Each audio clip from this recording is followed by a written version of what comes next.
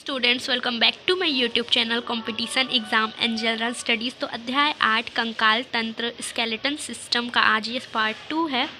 तो इसके देर न करते हुए हम लोग एमसीक्यू क्वेश्चन को शुरू करते हैं। हमारा 21वां क्वेश्चन है, निम्न में से कौन सी एक क्रिया मायोफाइब्रिल में होती है जब कंकाली पेशियां संकुचन करती है? सी छोटे होते हैं, अपरिवर्तित, विलुप्त रहते हैं और विलुप्त हो जाते हैं।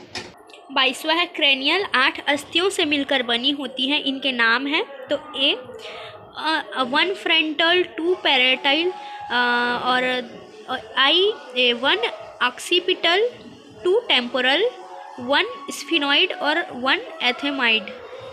ये है। 23वां, टिम्पैनिक बुल्ला नामक श्रवण कोश की उपस्थिति लक्षण है, तो शशक की करोटी का। 24वां, मनुष्य के हाथ का फेलेंजियल सूत्र है, तो 2 3 3 3 3। अक्षक कशेरुक पहचानी जाती है, तो दंताभ प्रवर्ध से। स्तनियों में जाइगोमेटिक प्रवर्ध निकलता है, तो मैक्सिला से। मनुष्य के शरीर के बारे में क्या सही है? तो 12 वक्षी कशेरुकाएँ इसमें होती हैं। ठीक है। पक्षियों की श्रोणी मेखला एक जटिल संरचना से जुड़ी होती है, जो अंतिम वक्षी सभी कटी एवं प्रथम 5 पुच्छ कशेरुकाओं के संयोग से बनी होती है। यह संरचना कहलाती है तो सिनसैक्रम। आप इसको सिनसैक्रम का डेफिनेशन भी बोल सकते हैं। ठीक है। अगर सिनसैक्रम क्या है, तो अगर कोई बड़ा क्वेश्चन किसी कंपटीशन एग्जाम में पूछा जाए तो आप इसको लिख सकते हैं। 29वां, लंबी अस्थि का मध्य भाग क्या कहलाता है? डाइफाइसिस।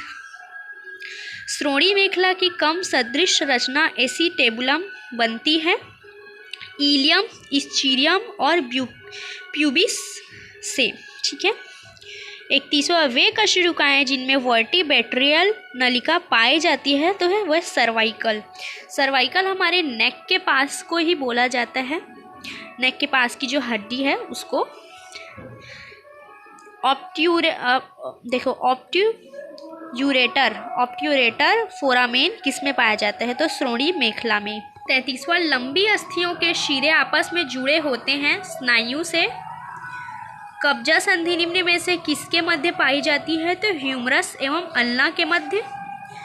इंटरफेरेंजियल जोड़ कहलाते हैं कब्जा जोड़। 36वां, मानव गमन में किन 2 अस्थियों के मध्य गति होती है? तो श्रोणी मेखला तथा फीमर। ये विगत वर्षों से पूछा गया प्रश्न है, इम्पोर्टेंट है। श्रोणी मेखला के साथ उर्विका की संधि क्या कहलाती है? तो कंदुक खल्लिका। 38वां, मानव में कितनी कशेरुकाएँ होती हैं? तो 33। इम्पॉर्टेंट क्वेश्चन है, ये 2018 में पूछा गया था। खोपड़ी में अस्थियों की संख्या होती है, तो 29, ये भी पूछा गया है।